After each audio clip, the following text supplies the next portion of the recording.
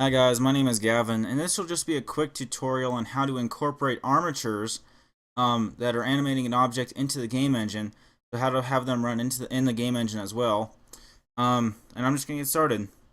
So to start off, let's just right click on this camera right here and hit X delete, and then right click on this light and hit X delete. Let's also right click on this cube in the middle and hit X delete. Hit Shift and C to get your crosshair back in the middle. Now let's do spacebar and then add a cylinder right here. Okay, on the cylinder object, I'm just going to hit S, Z, and 3 to scale it up 3 times on the Z axis. And what we're going to do now is add an armature into it by doing spacebar and then add armature, like so. Alright, if we hit Z to go into wireframe, we can see our armature is right here. With our armature still selected, let's click on this little skeleton person right here and click X-ray. So if we go back into solid mode, we can see it through the skin of our cylinder. I'm then going to hit B-bone, or actually envelope, because that's my favorite type of way to view the armatures. Now I'm going to hit S and 2 to scale it up twice. Then we're going to bring this down here. Next, let's go into edit mode right here, and let's right click on the very top one and hit E, Z, then E and Z to extrude on the Z axis.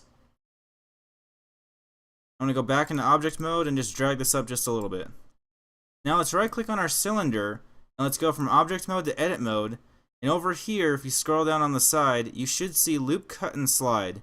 Click this, and if we hover over our cylinder and scroll up on the mouse a couple times, double click, we've now got more faces on our cylinder, and this will help us when we animate it. Let's go back into object mode. Let's right click on our cylinder and then shift and right click on this armature object, and let's hit Control and P. Let's then set the parents to the armature deform with automatic weights like so. And let's now animate this armature by dragging this up. I can drag this up right here. Okay. Alright. What we're going to do is I'm going to hit 1 to go into front view.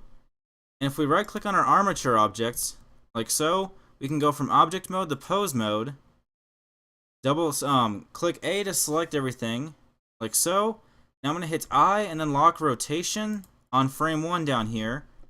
And then let's set it to frame 50. And then let's hit I lock rotation so that frame 1 and frame 50, the first and the last frame, are the same. For the ends, let's put frame 50 right here. Let's then go to frame 25, like so. And I'll right click on this bottom bone and rotate it just a little bit. Right click on this middle bone, rotate it just a little bit, and then right click on this top bone and then rotate it just a little bit. Double click A to select everything and then hit I and then lock rotation. So if we go back to the first frame and hit play, we see our armature object is gonna play like this. Alright, let's now get this animation on the object in the game engine. I'm gonna go back into object mode. And let's go from defaults to game logic and go from Blender render to Blender game. Next, with our armature still selected, let's add an always sensor, like so. Then add an action actuator. And let's change it from play to loop end. And let's add the action armature action. And since our start animation was frame 1, we'll put 1 in here. And our end was frame 50, like that. Alright, and let's connect these. If we were to hit P to play now, we can see our armature object is going to animate like this, like that. Alright guys, that's all I have for now. If you have any questions or comments, please leave them below.